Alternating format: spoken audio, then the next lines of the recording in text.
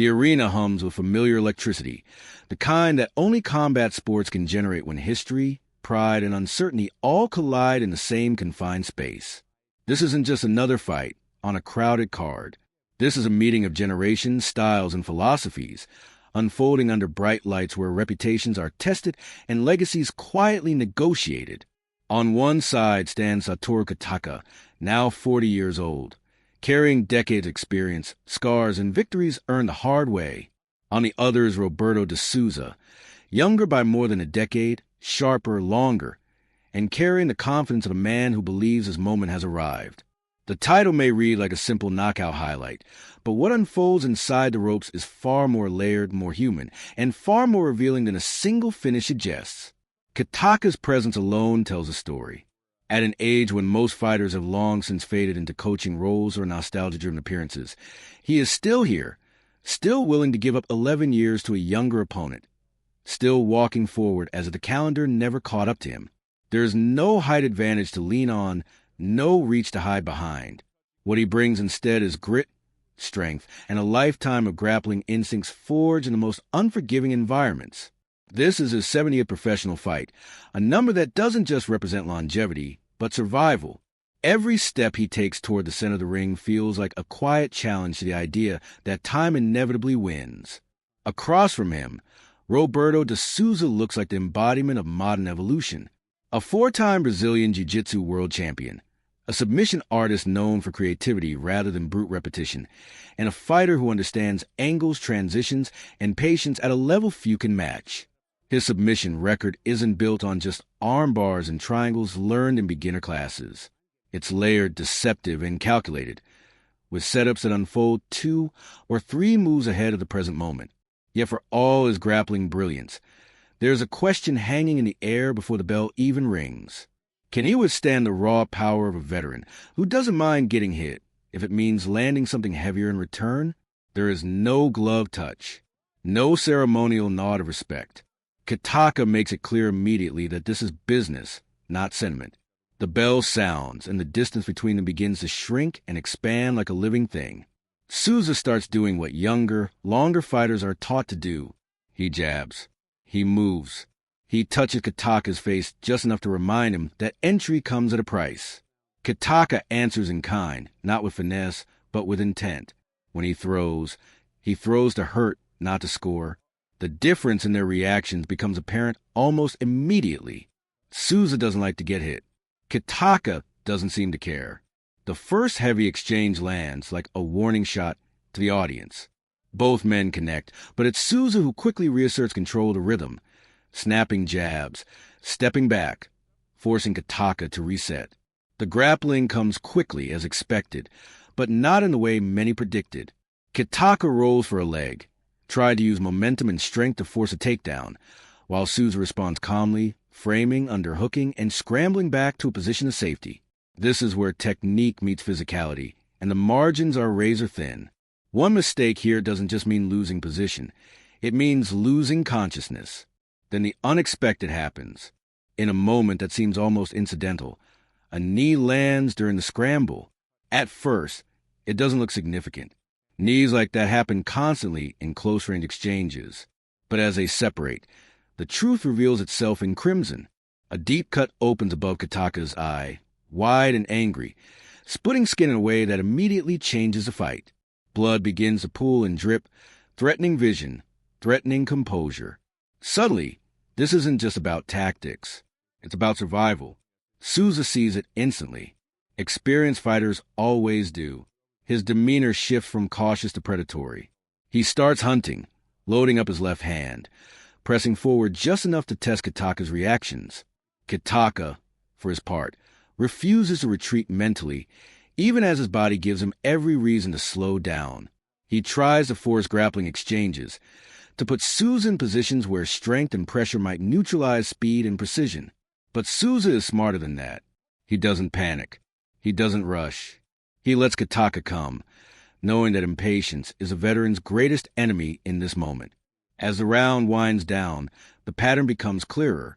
Souza is controlling distance, landing jabs, touching Kitaoka repeatedly while avoiding prolonged exchanges. Kitaoka fires back with heavy shots, but they're fewer, more desperate, and increasingly telegraphed. A jumping knee flashes, a head kick glances, and the bell finally sounds, ending a round that felt longer than 5 minutes because of how much change within it. Between rounds, the corners tell their own stories. Souza's advice is simple and surgical. Keep jabbing. Stay outside. Let him shoot. Use his desperation against him. Kitaoka's corner urges movement, head motion, and smarter entries. They know the jab is hurting him, and they know the cut could become catastrophic if it opens further. Both men listen, but only one seems fully able to execute without forcing the issue. The second round begins with the same tension, but the stakes feel higher now. Souza continues to jab, continues to angle off, and continues to touch Kitaoka's already damaged face. Kitaoka tries to answer with power, but every exchange seems to cost him more than it costs his opponent. Eventually, he does what veterans often do when options start to narrow. He forces a takedown. For a brief moment, it looks like the tide might turn. Kitaoka gets top position, presses into side control, and begins to work. But this is where the rule set matters. Strikes are allowed, and Souza doesn't just accept the position. He frames, he moves, and he waits. The referee steps in to check the cut again, this time on Kitaoka's eyelid. It's a dangerous location, one that threatens to end the fight regardless of heart or toughness.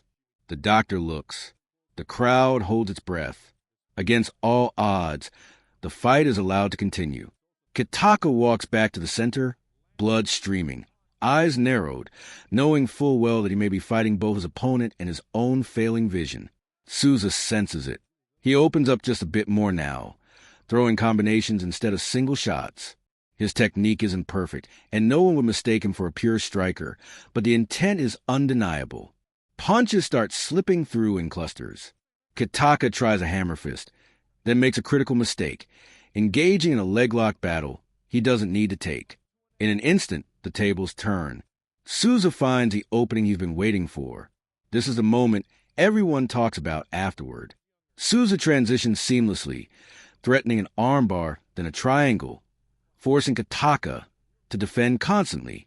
For a brief, heart-stopping second, Souza's on his back, close enough to end the way everyone expected him to. But Kitaoka survives. He stacks. He scrambles.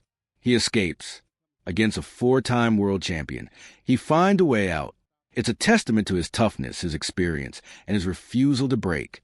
But survival isn't victory, and momentum doesn't pause out of respect. They stand again, both breathing harder now, sweat and blood mixing on the canvas. Souza's confidence grows with every step forward. He begins throwing combinations with increasing frequency, sensing that Kitaoka's defenses are fading. Then it happens. A clean punch lands. Kitaoka stumbles. Souza swarms. What follows is chaos, precision disguised as fury. 1 punch becomes 3. 3 becomes 6. 6 becomes 12. Each shot lands with growing inevitability. The cumulative damage overwhelming even Kitaoka's legendary resilience. There is no single, cinematic knockout blow. Instead, there is a relentless wave of strikes, each one a punctuation mark in a sentence that has been building since the opening bell. The referee steps in, and it's over. Roberto de Souza has done it. Not with a submission, not with a slick grappling exchange, but with his hands. In the very realm many doubted, he could dominate. The crowd erupts not just because of the finish, but because of what it represents. A grappler who stayed patient, adapted, and proved that evolution in mixed martial arts is not optional. It is mandatory. Kitaoka, battered and bloodied, looks to his corner in disbelief, asking what happened. The answer is both simple and cruel. Time happened. Accumulated damage happened. 12 unanswered punches happened. Yet even in defeat, there is no shame. He showed up. He took the risk. He reminded everyone that toughness and heart don't disappear with age. As Souza speaks afterward, emotion floods his voice. Growing up watching Pride, dreaming of standing in this ring, holding this microphone, it all comes rushing out. This isn't just a win. It's a validation of a lifelong dream. A half-Japanese, half-Brazilian fighter living in Japan. standing where his heroes once stood, declaring that he cannot be stopped. And in that moment, the story comes full circle. This wasn't just about a knockout. It was about generations colliding, about styles evolving, and about the thin line between control and chaos.